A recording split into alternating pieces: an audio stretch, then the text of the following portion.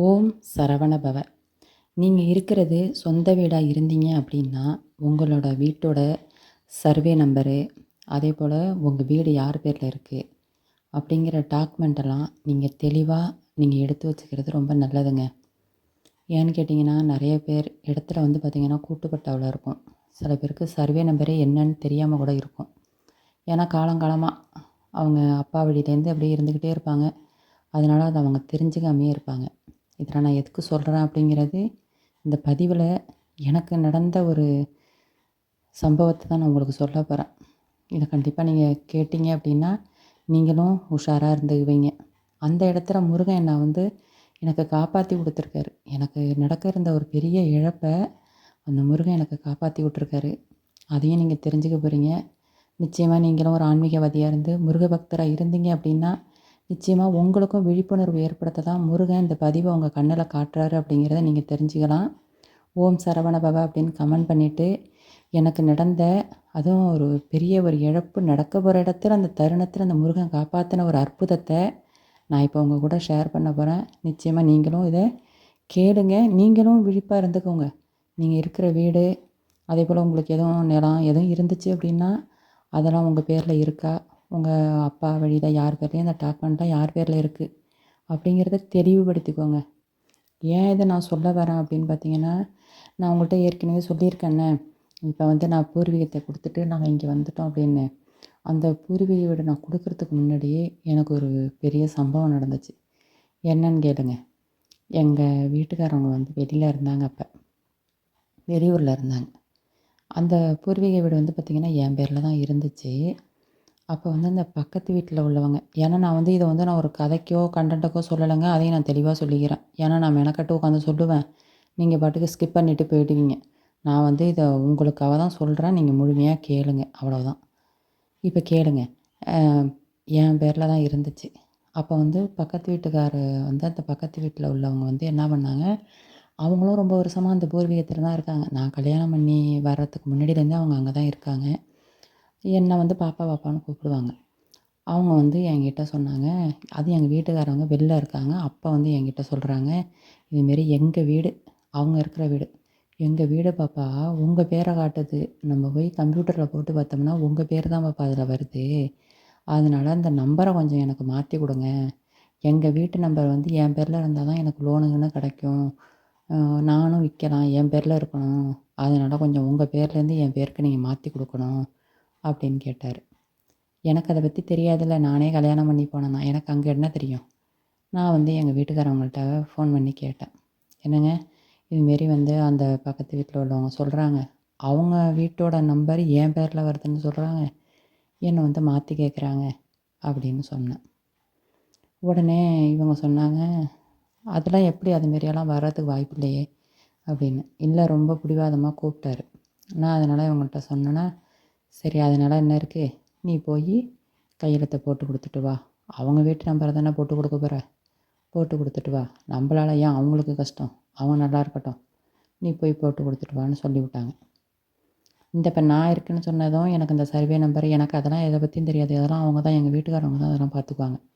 அதனால் எனக்கு அதை பற்றி தெரியாது. ஆனால் என் பேரில் தான் அந்த வீட்டை வந்து என் பேரில் வச்சுருந்ததுனால தானே அவர் என்ன கூப்பிட்றாரு கையெழுத்து போட. சரின்னுட்டு நானும் அவருடைய ரிஜிஸ்டர் ஆஃபீஸுக்கு போயிட்டேன். நான் தனியாக போகாமல் எங்கள் அப்பாவை கூட அழைச்சிட்டு போனேன். எங்கள் அப்பாவுக்கும் அந்த வீட்டோட நம்பரு சர்வே நம்பர் அதெல்லாம் எங்கள் அப்பாவுக்கும் அவ்வளோ விவரம் தெரியாது. நாங்கள் 2 பேரும் தான் போயிருந்தோம் கையெழுத்து போட. இவர் எல்லாமே ரெடி பண்ணி வச்சுருந்தாரு. என்கிட்ட பேசுகிறதெல்லாம் ரொம்ப நல்ல மாதிரியாக, அதெல்லாம் ஒன்றும் இல்லை பாப்பா, அது மட்டும் போட்டு கொடுத்துட்டிங்கன்னா போதும் அப்படி இப்படின்னாரு. உண்மையாக நானும் நம்பிக்கிட்டு இருந்தேன். ஒரு மத்தியானம் ஆகிட்டு, ஏன்னா வரிசையாக கூப்பிடணும்ல அங்கே ரிஜிஸ்டர் ஆஃபீஸில். மத்தியானம் வரைக்கும் அங்கேயே வெயிட் பண்ணி அவருக்காக தான் மெனக்கட்டு போட்டு கொடுத்துட்டேன். போட்டு கொடுத்துட்டு ஒரு 3-4 மணி இருக்கும். நான் வீட்டுக்கு பஸ் ஸ்டாண்டுக்கு வந்துட்டேங்க. பஸ் ஸ்டாண்டுக்கு வந்தேன்னா கரெக்டாக இங்கே தாங்க அந்த தெய்வம், நம்ம கும்பிட்ற தெய்வம் நமக்கு துணையாக இருந்து காவலாக இருந்து நம்மளை காக்குது அப்படிங்கிறது நம்ம இங்கே தாங்க தெரிஞ்சுக்க முடியுது. இல்லைன்னா நான் என்ன பண்ணியிருக்க முடியும். நான் வந்து பஸ் ஸ்டாண்டில் பஸ் ஏறுறதுக்கு, ஊருக்கு பஸ் ஏறுறதுக்காக வந்து நிற்கிறேன். அப்போ கரெக்டாக அந்த நேரத்துக்கு எங்கள் வீட்டுக்காரவங்க எனக்கு ஃபோன் பண்ணுறாங்க. நான் சொன்னேன், இதுமாரி வந்து நான் கையெழுத்து போட்டு கொடுத்துட்டேங்க, வேலை முடிஞ்சிட்டுங்க, நான் பஸ் ஏற வரேன் அப்படின்னு மட்டும் நான் மொட்டையாக சொல்லியிருந்தேன் அப்படின்னா நிச்சயமாக எங்கள் வீடு எங்கள்கிட்ட இருந்திருக்காது. இதை தான் நான் சொல்ல முடியும். எப்படின்னு கேளுங்க. நான் கரெக்டாக ஃபோன் பண்ணேன்னா சொன்னேன், இந்தமாரி வந்து நான் கையெழுத்து போட்டேன். ஆனால் வந்து அதில் வந்து இந்த சர்வே நம்பர்னு இருக்கும்ல, அந்த நம்பரை நான் கரெக்டாக பார்த்தேன். அதனால் அந்த நம்பரை சொல்லி நான் வந்து இந்தமாரி இந்த சர்வே நம்பர் இப்படி இந்த நம்பர் இருந்துச்சு. நான் அதில் தாங்க கையெழுத்து போட்டேன். அப்படின்னு இந்த ஒரு வார்த்தையை தான் அவங்கள்ட்ட சொன்னேன். சொன்னது தான் எங்கள் வீட்டுக்காரவங்களுக்கு வந்துச்சே கோவம். என்னடான்னு பார்த்தா, நீ வந்து நம்ம இருக்கிற வீட்டை எழுதி கொடுத்துட்டு வந்துட்ட. நீ சொல்கிற நம்பர் நம்ம வீட்டோட நம்பருடி. நம்ம வீட்டு நம்பரை நீ எழுதி கொடுத்துட்டு வந்துட்டடி. இப்போ என்ன பண்ணுறது, நம்ம எல்லோரும் தெருவில் தாண்டி நிற்கணும்னு சத்தம் போடுறாங்க. எனக்கு ஒன்றுமே புரியலை. அட கடவுளே! இப்படி நம்மளை கூப்பிட்டாந்து வச்சு நம்ம வீட்டை கையெழுத்து வாங்கிட்டு விட்ருக்காரே அப்படின்னு நானும் இப்படி ஏமாந்து போய் நின்று இருக்கேன் பாருங்கள். சரின்னு எனக்கு என்ன செய்கிறதுனே தெரில. இவங்க சொன்னாங்க, உடனே போ, சீக்கிரமாக போ, ரெஜிஸ்டர் ஆஃபீஸுக்கு போய் உடனே எல்லாத்தையும் கேன்சல் பண்ணு, இல்லைன்னா நம்ம வீடு நம்மள்ட்ட இருக்காதுன்னு சத்தம் போடுறாங்க. எனக்கு ஒன்றுமே புரியலை. அழுதுகிட்டே ஆட்டோ எடுத்துக்கிட்டு கரெக்டாக ரெஜிஸ்டர் ஆஃபீஸுக்கு நேராக போயிட்டேன். ஏன்னா சாயந்தரம் ஆகிட்டுனா மூடிட்டாங்கன்னா என்ன பண்ணுறது, நேரம் வேறு ஆகிட்டேன்னுட்டு ஓடுறான். அங்கே பக்கத்தில் எங்கள் சித்தப்பா ஒருத்தவங்க இருக்காங்க. அவங்களையும் அழைச்சிக்கிட்டு, வாங்க சித்தப்பா, நம்ம எங்கள் வீட்டை எழுதி கொடுத்துட்டு நான் வந்துட்டேன்னு சத்தம் போடுறாங்க, சீக்கிரம் வாங்க அப்படின்னு சொல்லி அவங்களையும் அழைச்சிக்கிட்டு நேராக ரெஜிஸ்டர் ஆஃபீஸுக்கு போயிட்டோம். போயிட்டு இதுமாரி நான் சொல்கிறேன், இதுமாரி வந்து நான் மத்தியானம் இந்த ரிஜிஸ்டர் நடந்ததை சொல்லி சொன்னேன். இதுமாரி வந்து அது எங்கள் வீட்டோட நம்பரை மாற்றி அவர் எழுதி வாங்கியிருக்காரு. நீங்கள் எல்லாத்தையும் உடனே கேன்சல் பண்ணுங்கள் அப்படின்னு போய் சொன்னோம்.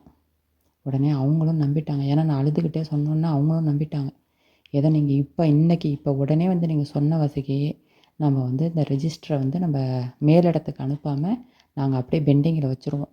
நீங்கள் வந்து நாளைக்கு வந்து அதை ரத்துன்னு பண்ணி ரத்து பத்திரம்னு தனியாக அவர் பேர்லேருந்து அவர்கிட்ட கையெழுத்து வாங்கி நீங்கள் ரத்து பண்ணிவிடுங்க.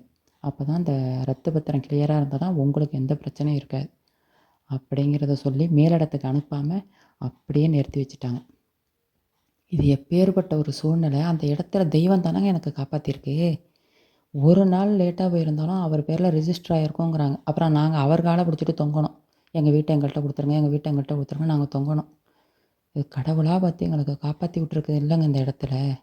திரும்ப நான் என்ன பண்ணேன்னு கேளுங்க. வீட்டுக்கு போய்ட்டு அவர்கிட்டே போய் சத்தம் போட்டோம்.